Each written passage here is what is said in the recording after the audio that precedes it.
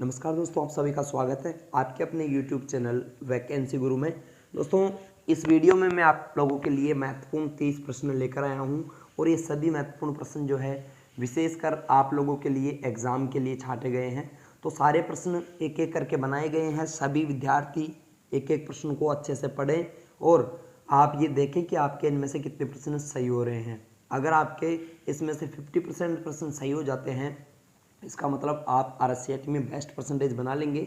RSCIT में यहाँ से भी बहुत सारे प्रश्न मिलने वाले हैं। निम्न में से कंपनी उद्योग एंटरप्राइजेस ने ग्राफिकल यूजर इंटरफेस का आविष्कार किया, यानी कौन सी कंपनी ने जीयूआई का आविष्कार किया था। ठीक है, यह आपसे पूछा गया है। दोस्तों, ऑप्शंस आपके सामने है, गूगल, माइक्रोसॉफ्ट, एप्पल और जेरोक्स। कौन सी कंपनी ने, किस कंपनी ने ग्राफिकल यूजर इंटरफेस का सबसे पहले जो है आविष्कार किया था। और दोस्तों, मैं आप सभी को बताना चाहूँगा इसका जो सही जवाब है वो है माइक्रोसॉफ्ट। सबसे पहले माइक्रोसॉफ्ट कंपनी ने जीयूआई का आविष्कार किया था। आगे हम चलते हैं क्वेश्चन नंबर 2 पर। क्वेश्चन नंबर 2 है, निम्न में से कौन सा विकल्प जीयूआई आधारित ऑपरेटिंग सिस्टम नहीं है। कौन सा जीयूआई पर आधारित ऑपरेटिंग सिस्टम नहीं है। जो ऑप्शंस दिए गए हैं इनमें से विंडोज़, मैकओएस, एमएस डॉस या फिर लाइनेक्स मिंट। दोस्तों, इसका सही जवाब जो है वो है MS DOS. MS DOS GUI पर आधारित नहीं है, बाकी तीनों जीयूआई पर आधारित है। एमएस डॉस जो है वो सीएलआई पर आधारित है। यह आप सभी को पता होना चाहिए। एमएस डॉस सीएलआई पर आधारित है, बाकी जीयूआई पर आधारित है। जीयूआई का पूरा नाम ग्राफिकल यूजर इंटरफेस होता है, सीएलआई का पूरा नाम कमांड लाइन इंटरफेस होता है। अगला प्रश्न है, इंटरनेट के संदर्भ में यूआरएल का पूरा नाम क्या है। मित्रों, यूआरएल इंटरनेट पर किसी संसाधन का पता होता है या फिर किसी वेबसाइट का एड्रेस होता है। किसी भी वेबसाइट के एड्रेस को यूआरएल कहते हैं। जैसे उदाहरण बताऊं, www.vacancyguru.in, ठीक है, या फिर www.google.com। ये दोनों ही यूआरएल के उदाहरण हैं। यूआरएल किसी वेबसाइट का एड्रेस होता है। यूआरएल का पूरा नाम यूनिफॉर्म रिसोर्स लोकेटर होता है। यूनिफॉर्म रिसोर्स लोकेटर, यह आपको पता रखना चाहिए। अगला प्रश्न है, निम्न में से कौन सा एक वेब ब्राउज़र नहीं है। निम्न में से कौन सा एक वेब ब्राउज़र नहीं है। Google Chrome, YouTube, internet explorer या फिर मोजिला फायरफॉक्स। मित्रों, मैं आप सभी को बताना चाहता हूँ यहाँ पर जो है यूट्यूब जो है ये एक वेब ब्राउज़र नहीं है। बाकी सभी गूगल क्रोम, इंटरनेट एक्सप्लोरर और मोजिला फायरफॉक्स क्या है, सारे ही वेब ब्राउज़र के उदाहरण हैं। अगला है, निम्न में से कौन सा विकल्प सर्च इंजन नहीं है। निम्न में से कौन सा एक सर्च इंजन नहीं है। ऑप्शंस आपके सामने हैं, google.co.in, bing.com, gmail.com, yahoo.com। इनमें से सर्च इंजन नहीं है। मित्रों, सर्च इंजन यहाँ पर gmail.com नहीं है, बाकी सभी सर्च इंजन हैं। यानी गूगल भी सर्च इंजन है, बीइंग भी सर्च इंजन है, ठीक है, याहू भी सर्च इंजन है। आगे चलते हैं, इंटरनेट का फाइल ट्रांसफ़र करने के लिए निम्नलिखित में से किस एप्लीकेशन प्रोटोकॉल का इस्तेमाल किया जाता है। इंटरनेट पर फाइल ट्रांसफ़र करने के लिए कौन सा प्रोटोकॉल काम में लिया जाता है। और दोस्तों, आप सभी को बता दूं, इंटरनेट पर फाइल ट्रांसफ़र जो है करने के लिए एफटीपी का इस्तेमाल किया जाता है, क्योंकि एफटीपी का पूरा नाम होता है फाइल ट्रांसफ़र प्रोटोकॉल। एफटीपी का पूरा नाम होता है फाइल ट्रांसफ़र प्रोटोकॉल। तो ये फाइल ट्रांसफ़र करने के लिए इस्तेमाल में लिया जाता है। नेक्स्ट, अगर आपको पूछा जाए कि मेल ट्रांसफ़र करने के लिए किसका इस्तेमाल करते हैं, मेल भेजने के लिए, तो मित्रों मेल भेजने के लिए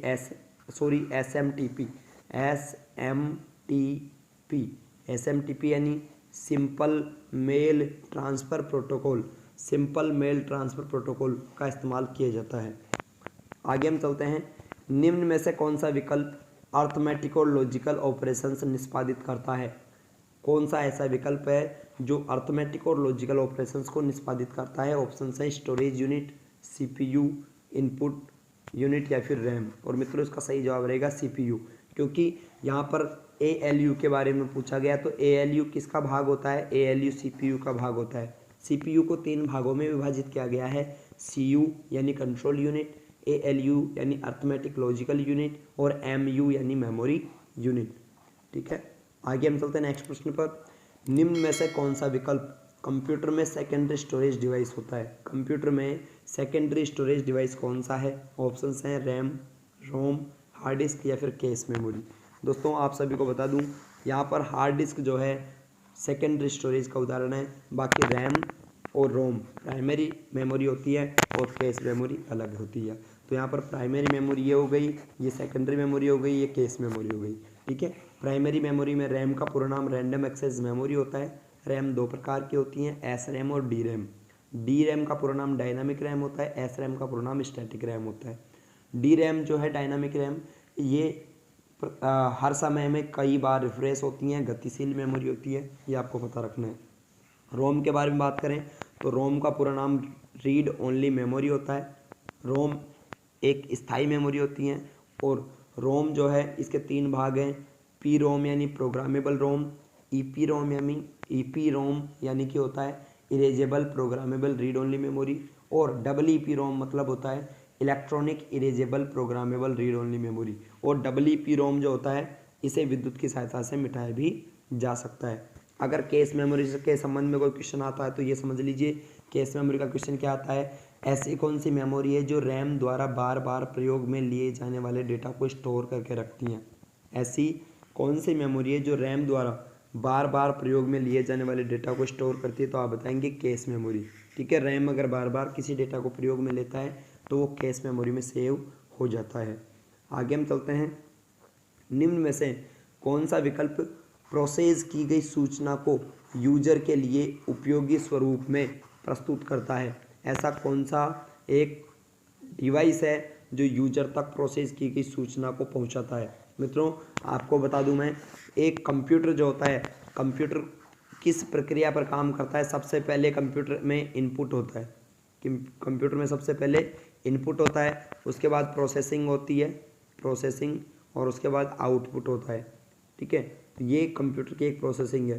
तो सबसे पहले इनपुट होता है यानी यूजर कंप्यूटर को निर्देश देता है, इनपुट होता है, उसके बाद क्या होता है, प्रोसेसिंग होती है। और ये पूछ रहा है प्रोसेसिंग के बाद कौन सा डिवाइस है जो यूजर तक आपकी सूचना को पहुंचाता है, तो उसका नाम है आउटपुट यूनिट, आउटपुट डिवाइस। ठीक है, जैसे कि मॉनिटर, प्रिंटर आदि। ऐसा कोई सा भी डिवाइस जिसके नाम के लास्ट में ER आ जाए या फिर OR आ जाए, ठीक है, आउटपुट डिवाइस कहलाता है। जैसे प्रिंटर, ठीक है, प्लॉटर, प्रोजेक्टर, मॉनिटर, स्पीकर आदि। ठीक है, ये सभी क्या है, आउटपुट डिवाइस के उदाहरण है। स्कैनर में भी लास्ट में ER आता है, पर स्कैनर एक अपवाद है। स्कैनर को छोड़कर किसी भी डिवाइस के नाम के अंत में ER या OR आ जाए, आउटपुट डिवाइस होता है। नेक्स्ट प्रश्न है, रैम के बारे में निम्न में से कौन सा कथन गलत है। रैम के बारे में निम्न में से कौन सा गलत कथन जो है गलत है। एप्लीकेशन सॉफ्टवेयर और फाइलों के चल रहे घटकों को अस्थायी रूप से रैम पर संग्रहित किया जाता है ताकि ऑपरेशन करते समय उन्हें एक्सेस किया जा सके। ये बिल्कुल सही है। अगर हम वर्तमान समय में कोई भी काम कर रहे हैं तो वो रैम पर सेव होता है। ठीक है, तो ये सही है। दूसरा है, यह कंप्यूटर की प्राइमरी मेमोरी में से एक है, बिल्कुल ये भी सही है। रैम एक प्राइमरी मेमोरी होती है। रैम का पूरा नाम रैंडम एक्सेस मेमोरी होता है, ये बात भी सही है। ठीक है, और नेक्स्ट है अपना अगला ऑप्शन जो है आपके सामने, ऑप्शन डी। ऑप्शन डी है, कंप्यूटर के बंद होने पर रैम की विशेष सामग्री कंटेंट लुप्त नहीं होती। ये बिल्कुल गलत है। मतलब अगर कंप्यूटर में पावर ऑफ हो जाता है, लाइट चली जाती हैं, तो कंप्यूटर बंद हो जाता है और बंद होने पर रैम में जो विशेष सामग्री होती है वो डिलीट हो जाती है। तो इसका यहाँ पर रैम के बारे में कौन सा कथन गलत था, ये प्रश्न था। इसका सही जवाब रहेगा ऑप्शन डी। ठीक है, ये रैम क्या है, एक वोलेटाइल मेमोरी है जो डेटा को केवल तब तक ही सेव रख पाती हैं जब तक कंप्यूटर में पावर ऑन रहता है। पावर ऑफ होने पर यह डेटा को नष्ट कर देती हैं। दोस्तों अगर आप में से अभी भी कोई ऐसा विद्यार्थी है जिसकी अच्छी तैयारी नहीं है, जिसे ऐसा लगता है कि सर अभी तक मैंने कोई तैयारी नहीं की है और मैं पास कैसे हूँ, तो आपको मैं बताना चाह रहा हूँ, वैकेंसी गुरु मोबाइल ऐप डाउनलोड करें, वहाँ से कंप्लीट सब्सक्रिप्शन जो 49 रुपीज़ का है वो ख़रीद लीजिए। आप आराम से पास हो जाएंगे। और मैं उन विद्यार्थियों को भी कहना चाहता हूँ जो ऐसा सोच रहे हैं कि सर हमारी अच्छी तैयारी है, तो आप वैकेंसी गुरु मोबाइल ऐप डाउनलोड करके एक बार वहाँ पर जो ऑनलाइन टेस्ट है वो टेस्ट देकर देखें। जैसे एग्ज़ाम में टेस्ट होगा, आपके जैसे प्रश्न आते हैं वैसे ही प्रश्न उनमें हैं, तो आपकी टेस्ट से तैयारी का पता लग जाएगा आपकी कितनी तैयारी है। ठीक है, तो वैकेंसी गुरु मोबाइल ऐप को आप प्ले स्टोर से डाउनलोड कर सकते हैं और अपनी तैयारी का पता कर सकते हैं मॉक टेस्ट देके। हम चलते हैं अगले प्रश्न पर। दिए गए विकल्पों में से विषम का चयन करें, कौन सा गलत है। Laser jet printer, touch pad, light pen और स्कैनर। मित्रों यहाँ पर लेजर जेट प्रिंटर जो है ये एक विषम हो गया। विषम कैसे? यानी कि टच पैड, लाइट पेन और स्कैनर ये तीनों तो क्या हो गए? इनपुट डिवाइस हो गए, जबकि लेजर जेट प्रिंटर क्या हो गया? आउटपुट हो गया। तो यहाँ पर ये इनपुट हो गए, या आउटपुट हो गया, तो ये अलग हो गया। आगे हम बात करते हैं अगले प्रश्न पर। निम्न में से कौन सा इनपुट डिवाइस नहीं है? निम्न में से इनपुट डिवाइस कौन सा नहीं है? मित्रों इनपुट डिवाइस MICR भी होता है, OMR भी होता है, ट्रैक बॉल भी होता है। अभी मैंने बताया था कि इनपुट डिवाइस कौन सा नहीं है, जिसके लास्ट में ER या OR आ जाए। अभी स्पीकर की स्पेलिंग में लास्ट में ER आता है, ठीक है, तो ये एक आउटपुट डिवाइस हुआ, बाकी सारे इनपुट डिवाइस हुए। तो इसका सही जवाब रहेगा ऑप्शन डी, ठीक है। अगर आपने भी यही जवाब दिया है तो वीडियो को लाइक करें और अपने दोस्तों के साथ शेयर करें। दोस्तों मैं आपसे एक बात कहना चाहूँगा, जितने भी विद्यार्थी वीडियो को अभी देख पा रहे हैं, आप सभी के लिए हम इतनी मेहनत करके वीडियो बना रहे हैं, तो आपका भी कुछ कर्तव्य दायित्व बनना चाहिए। आपको वीडियो को जितने भी आपके व्हाट्सएप ग्रुप हैं, कम से कम एक व्हाट्सएप ग्रुप में आपको शेयर ज़रूर करना है। ये आपकी मेरे से एक स्पेशल हम्बल रिक्वेस्ट है, आप सभी करें ज़रूर। सभी विद्यार्थियों तक ये वीडियो पहुँचना चाहिए, सभी को इसका लाभ मिलना चाहिए। निम्न में से किस डिवाइस का उपयोग हार्ड कॉपी को सॉफ्ट कॉपी में रूपांतरित करने के लिए किया जाता है? कौन सा ऐसा डिवाइस है जो हार्ड कॉपी को सॉफ्ट कॉपी में बदलता है? और मित्रों इसका सही जवाब है, हार्ड कॉपी को सॉफ्ट कॉपी में बदलने वाला है स्कैनर, ठीक है। हार्ड कॉपी से सॉफ्ट कॉपी में बदलता है स्कैनर। अगर पूछा जाए कि सॉफ्ट कॉपी से हार्ड कॉपी में कौन बदलता है, तो सॉफ्ट से हार्ड में जो बदलता है वो होता है प्रिंटर, ठीक है। प्रिंटर तो क्या करता है? सॉफ्ट से हार्ड में बदलता है, और स्कैनर हार्ड से सॉफ्ट कॉपी में बदलता है। अगर आपको लगता है कि हमारी टीम आपके लिए बेटर मेहनत कर रही है, हमारे चैनल आपके लिए उपयोगी हैं, तो प्लीज़ वीडियो को शेयर ज़रूर करना। अपने किसी भी एक व्हाट्सएप ग्रुप या फेसबुक पर कहीं पे भी इसको शेयर ज़रूर करना।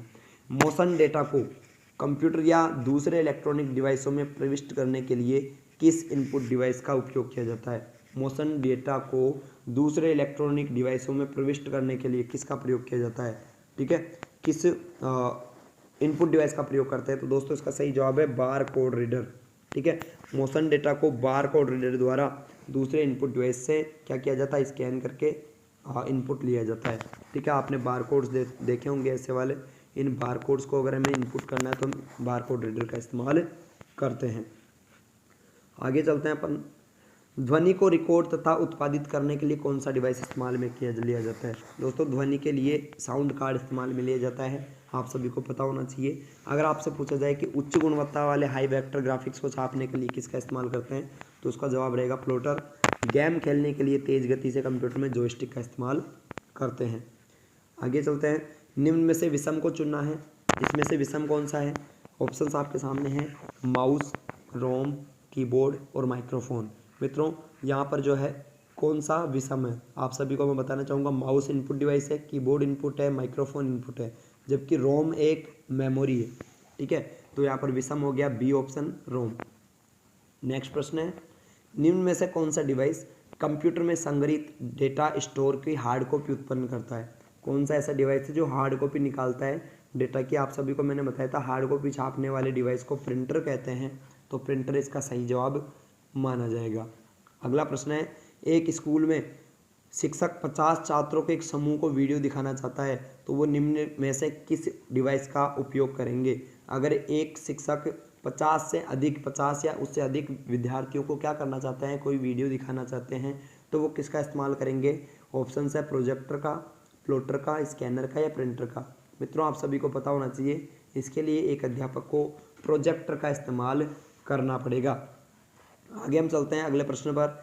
एक इमारत के ग्राफिक डिजाइन प्रिंट करने के लिए निम्न में से कौन सा डिवाइस सर्वाधिक उपयोगी है? एक इमारत जो है उसका ग्राफिक डिजाइन प्रिंट करना है, तो उसके लिए किसका इस्तेमाल करेंगे? दोस्तों इसके लिए हम प्लॉटर का इस्तेमाल करेंगे। किसी भी इमारत का डिजाइन प्रिंट करने के लिए या फिर हाई वेक्टर ग्राफिक्स छापने के लिए प्लॉटर का इस्तेमाल किया जाता है। नेक्स्ट अगला जो प्रश्न है वो आपके सामने है, ऑपरेटिंग सिस्टम को किस रूप में परिभाषित किया जाता है? ऑपरेटिंग सिस्टम क्या है? अब ऑप्शंस आपके सामने हैं। एक सॉफ्टवेयर जो विभिन्न गतिविधियों के प्रबंधन को कंप्यूटर संसाधन साझा करने के लिए उत्तरदायी है। एक सॉफ्टवेयर जो यूजर के लिए कोई विशिष्ट कार्य निष्पादित करता है। एक ऐसा माध्यम जो किसी विशिष्ट विषय पर विस्तृत जानकारी प्रदान करता है, या फिर एक स्टोरेज डिवाइस। दोस्तों इसका सही जवाब है एक ऐसा सॉफ्टवेयर है जो विभिन्न गतिविधियों को प्रबंधन करता है और कंप्यूटर के संसाधन को मैनेज करने के लिए उत्तरदायी होता है, ऑपरेटिंग सिस्टम होता है। ऑपरेटिंग सिस्टम कंप्यूटर का सबसे मूलभूत प्रोग्राम होता है जिसका कार्य होता है कंप्यूटर के कार्यों को मैनेज करना और उनको प्रबंधित करना। अगला प्रश्न है, निम्न में से कौन सा एक ऑपरेटिंग सिस्टम नहीं है? निम्न में से कौन सा एक ऑपरेटिंग सिस्टम नहीं है? मित्रों लाइनक्स एक ऑपरेटिंग सिस्टम होता है, यूनिक्स भी होता है, विंडोज़ एक्सपी भी आपका ऑपरेटिंग सिस्टम होता है, जबकि माइक्रोसॉफ्ट एज एक ब्राउजर है। तो इसका सही जवाब जो है वो रहेगा ऑप्शन सी, माइक्रोसॉफ्ट एज। ठीक है, ये इंटरनेट एक्सप्लोरर की जगह नया आया है विंडोज़ 10 के अंदर। नेक्स्ट हम बात करते हैं अगले प्रश्न पर, निम्न में से कौन सा विकल्प ऑपरेटिंग सिस्टम का प्राइमरी फंक्शन नहीं है? कौन सा विकल्प ऑपरेटिंग सिस्टम का प्राइमरी फंक्शन नहीं है? ऑप्शन हैं डिवाइस मैनेजमेंट और फाइल मैनेजमेंट, ऑनलाइन सिक्योरिटी और साउंड मैनेजमेंट। मित्रों इसका सही जवाब जो है वो है ऑनलाइन सिक्योरिटी। ये ऑपरेटिंग सिस्टम का प्राइमरी कार्य नहीं है, बाकी सभी ऑपरेटिंग सिस्टम के कार्य होते हैं डिवाइस को मैनेज करना, फाइल्स को मैनेज करना, साउंड को मैनेज करना। नेक्स्ट प्रश्न पर हम चलते हैं, निम्न में से कौन सा ऑपरेटिंग सिस्टम एक कंप्यूटर सिस्टम पर एक साथ कई यूजर्स को कार्य करने की सुविधा प्रदान करता है? अगर कोई ऑपरेटिंग सिस्टम एक साथ एक से ज़्यादा यूजर्स को कार्य करने की सुविधा देता है तो उसे मल्टी यूजर ऑपरेटिंग सिस्टम कहा जाता है। उसे कहते हैं मल्टी यूजर, यानी एक से अधिक यूजर वाला ऑपरेटिंग सिस्टम। नेक्स्ट प्रश्न है, एमएस एक्सेल में कट फंक्शन की शॉर्टकट की क्या है? कट की शॉर्टकट की क्या है आप सभी को पता होना चाहिए मित्रों। कट की शॉर्टकट की कंट्रोल एक्स होती है। देखो काटने के लिए हम कैंची का इस्तेमाल करते हैं, नहीं करते? करते हैं। तो कैंची जो है ऐसी आपकी होती है, तो यहाँ पर कंट्रोल एक्स शॉर्टकट आप याद रख लेना, ये आप सभी को याद हो जाएगा। ठीक है, नेक्स्ट प्रश्न पर हम चलते हैं, निम्न में से कौन सा विकल्प एमएस वर्ड 2016 में के मेन्यू में नहीं होता? एमएस वर्ड 2016 के मेन्यू में कौन सा नहीं होता? और दोस्तों आप सभी को पता होना चाहिए एमएस वर्ड में कभी भी फॉर्मूला नहीं होता।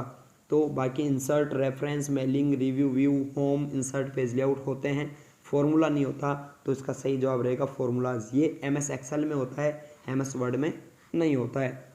आगे हम चलते हैं, एमएस एक्सेल 2016 में निम्न में से किस मेन्यू से मार्जिन और ओरिएंटेशन विकल्पों को चुना जा सकता है? आपको अगर एमएस वर्ड में मार्जिन के अलावा अगर आपको ओरिएंटेशन वगैरह चूज करने हैं तो कौन सा मेन्यू में आप जाएंगे? मित्रों इसका सही जवाब है पेज लेआउट। पेज से संबंधित जो भी चीज़ें होती हैं वो पेज लेआउट के अंदर होती हैं, तो इसके लिए आप पेज लेआउट का इस्तेमाल करेंगे। अगला प्रश्न है, एमएस वर्ड में इंसर्ट मेन्यू का उपयोग करके निम्न में से किसे प्रविष्ट नहीं किया जा सकता है?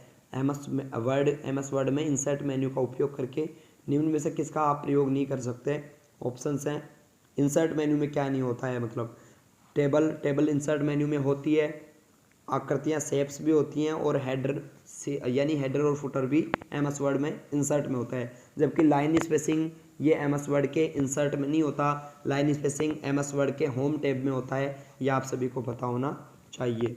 आगे चलते हैं, जीयूआई आधारित ऑपरेटिंग सिस्टम में ग्राफिकल यूजर इंटरफेस किस प्रकार पर आधारित है? ये पूछ रहा है कि जीयूआई आधारित ऑपरेटिंग सिस्टम में ग्राफिकल यूजर इंटरफेस का क्या मतलब है, उसमें क्या होता है ऐसा जिससे उसको क्या कहा जाता है? जीयूआई कहा जाता है। मित्रों जीयूआई पर आधारित जो ऑपरेटिंग सिस्टम है वो है विंडोज जिसमें हमें दिखाई देती है, उसमें हमें आइकन्स दिखाई देते हैं और उसमें हमें ग्राफ वगैरह दिखाई देते हैं। तो इसका सही जवाब ऑप्शन ए रहेगा। आगे हम चलते हैं, एमएस वर्ड में वर्तनी जांच स्पेलिंग चेक करने की शॉर्टकट की क्या होती है? मित्रों बहुत ही महत्वपूर्ण और इजी प्रश्न है। एमएस वर्ड में स्पेलिंग जांचने की शॉर्टकट की होती है F7। अगर आपसे पूछ लिया जाए कि एमएस वर्ड में स्पेलिंग जांचने की शॉर्टकट की क्या है, तो आप सभी इसमें जवाब देंगे F7। और अगर आपसे पूछा जाए कि एमएस वर्ड में थेसोर्स की शॉर्टकट की क्या होती है, थेसोर्स जिसे हम विलोम और पर्यायवाची निकालते हैं, उसकी शॉर्टकट की क्या होती है, आप हमें कमेंट करके बताना इस वीडियो में थेसोर्स की शॉर्टकट की क्या होती है। और फिर इसका जवाब मैं आप लोगों को लाइव क्लास में दूंगा जो कि 6:30 बजे होंगी, ठीक है, शाम को।